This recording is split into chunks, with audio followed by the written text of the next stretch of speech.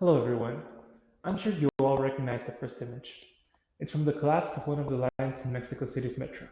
It was a tragic accident that took the lives of 29 people and is now costing over 2,000 million pesos in repairs. This was a great accident, and it happened to one of the most important pieces of infrastructure in Mexico City. The worst of all is that this could have been avoided if the structure was being monitored. Structural health monitoring is exactly that. It's a process in which there is a periodic analysis and observation of the materials and the elements that things are built out of.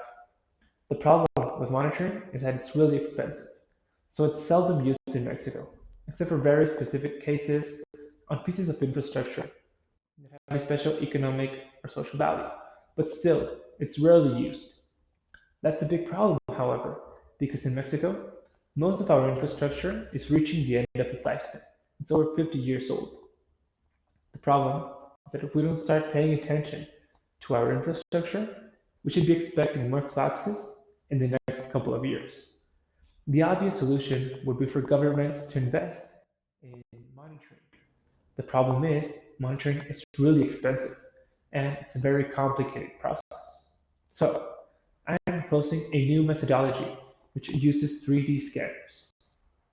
My hypothesis is that we can use these 3D scanners and similar equipment which use LiDAR technology, the same technology that is present in many iPhones. With this technology, we can create a virtual model of a real piece of infrastructure.